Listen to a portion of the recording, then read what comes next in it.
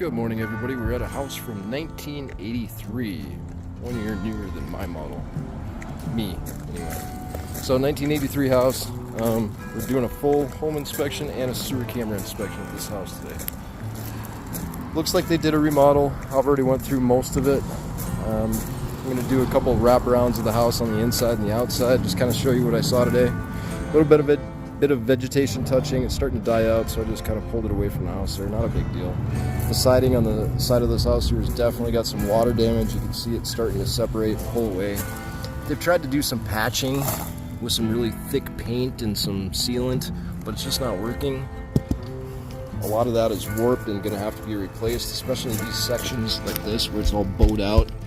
That's from excessive moisture inside there, and they've filled in all this with caulking all the way through here. That's all been caulked and it's still falling apart.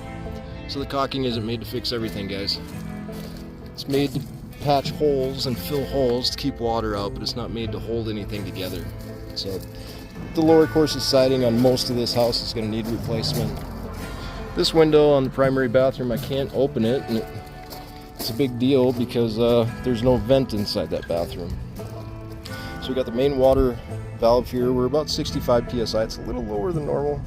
65 is acceptable. Goes out to a water meter out there by the street.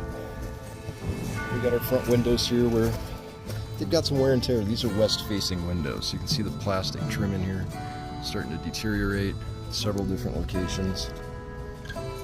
And even on some of these windows, they don't even have any plastic trim anymore. There's no plastic trim on any of that. Come to this window, yeah, we've got plastic trim here. Nothing on this window, nothing on this window.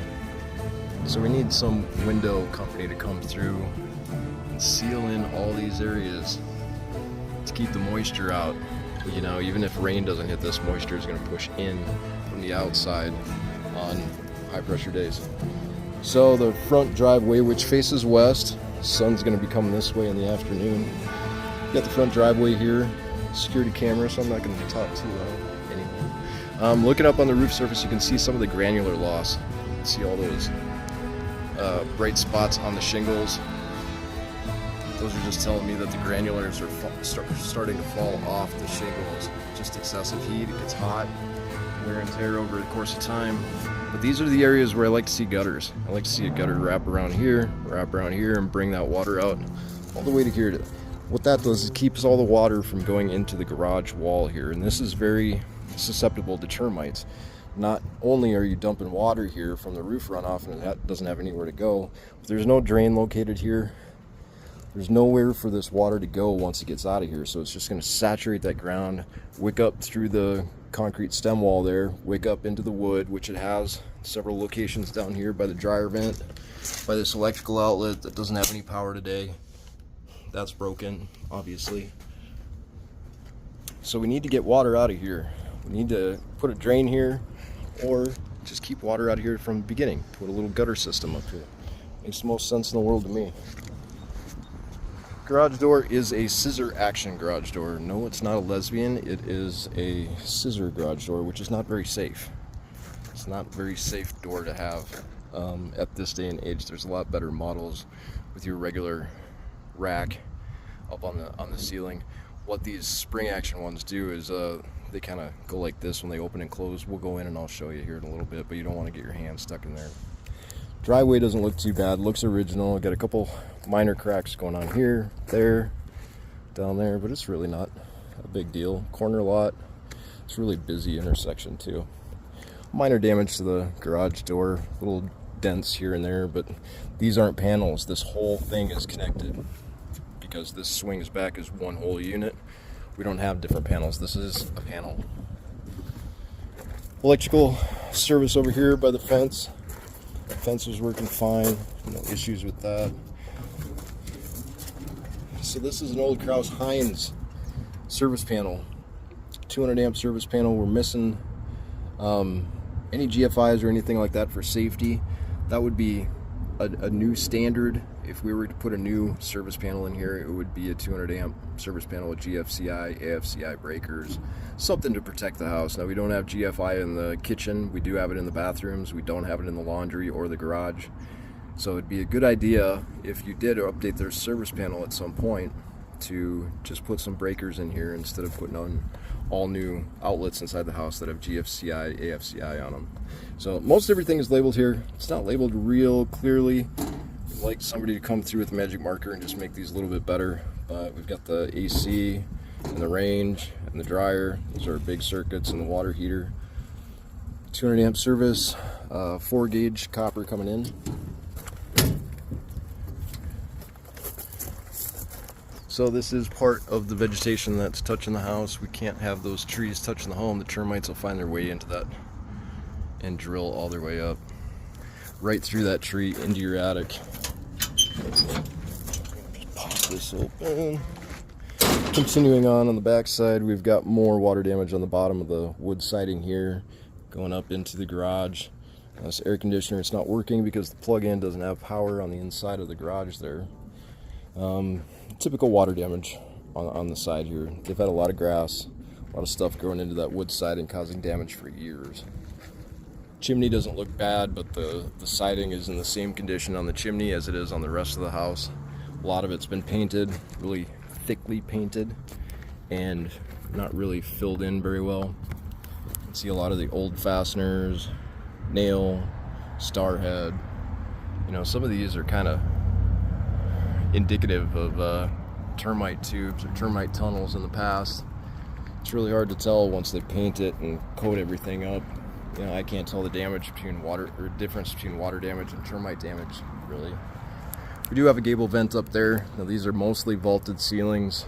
Got a gable vent on this side and the other side. We don't have any on the gable vents on the front of the house, so that's probably where the all the vaulted goes. Now, when I kick this column, this wood column holding up this patio cover, it moves excessively up the top.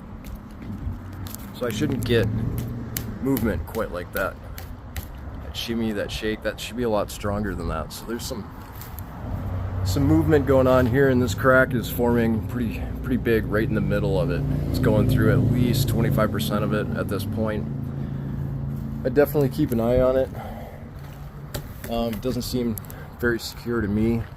Things look like they're properly secured, but there's something going on with that board and it's starting to lose its strength. Patio ceiling looks fine. Patio concrete looks fine.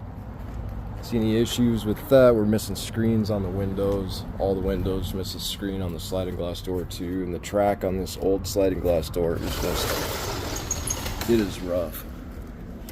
Look at all that denting and all that debris built up in there. It's an old door, still functional, but we do have termite treatment, so they've likely had termites at some point in time. Drill and fill marks. Looking up at the soffit area, there's peeling paint. They're not vented, so the only vents I see in the attic right now are the vents on the side of the gable.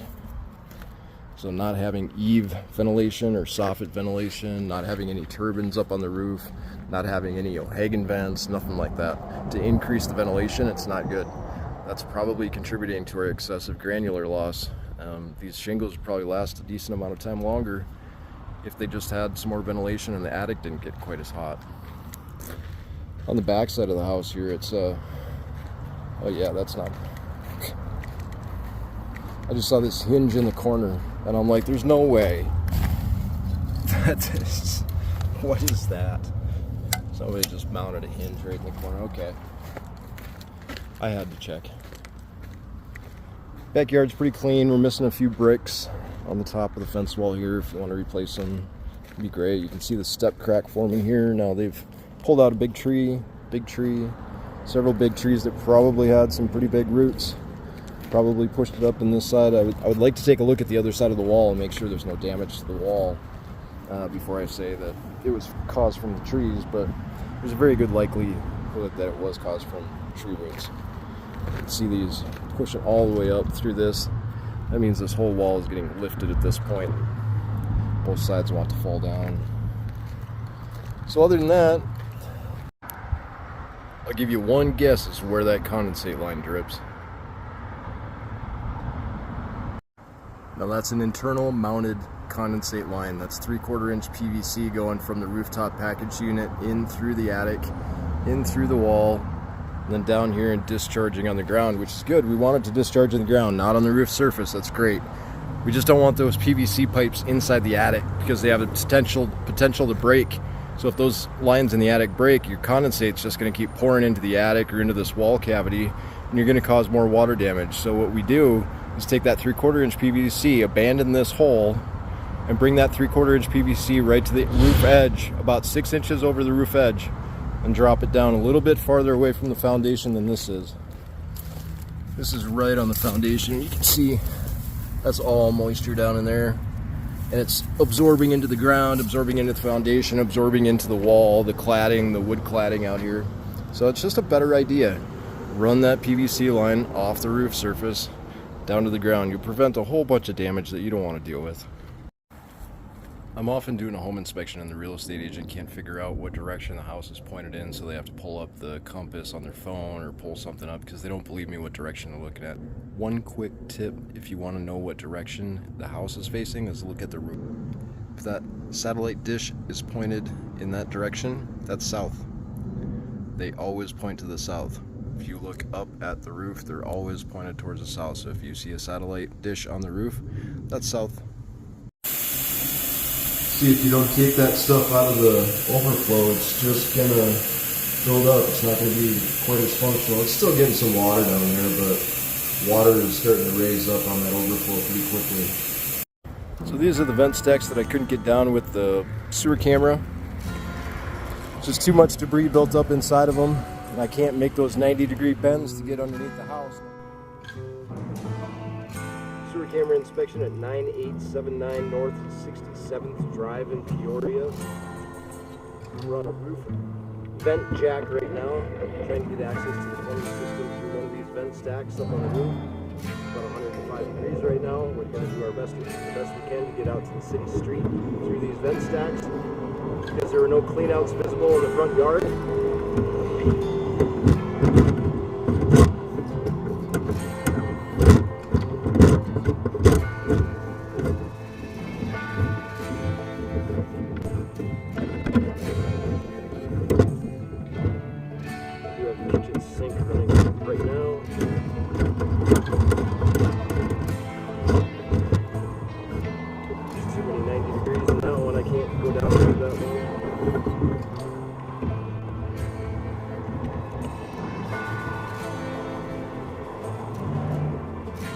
Already see that there's a bunch of gunk and debris built up in this pipe, so I'm not going to be able to use this pipe either. Move to another vent stack, see if we can use one of them. Up here on the roof, we're looking at quite a bit of granular loss, quite a bit of deterioration to the granules. You can see all these ridges are starting to crack out. This means they're getting brittle. The heat is getting to them. Air conditioner up here, it's doing a great job today. International Cooling or International Comfort Products. Looking at a 3.5 ton from 2010. A little bit of age on it, but it's quiet. Yeah, we got a little bit of rust up here at the fan motor. A little bit of deterioration, but it's running good. The splits inside the house are running about the way they should today. It's 110 degrees, so we're right at like 14 degree split. It's not excessive, but decent enough for what we need. So we were talking about evap cooler. Up here on the roof, this is that water line that goes through an old evap cooler that used to be mounted up here. Probably it used to be mounted where the air conditioner was, and they took it off and put an AC there instead. But we've got a condensate line that goes through the house now. So this condensation is running from the air conditioner in through the attic and down to the ground below. We need to reroute that just off the roof surface. Instead of taking it all the way through the house, just get it off the roof to begin with. We don't want water to be dripping in the attic and in the walls or anything else. We want water off and out. Other than that, they did a good job putting the roof together. Got a couple exposed fasteners randomly, but this asphalt's about 160 degrees right now. I need to get off.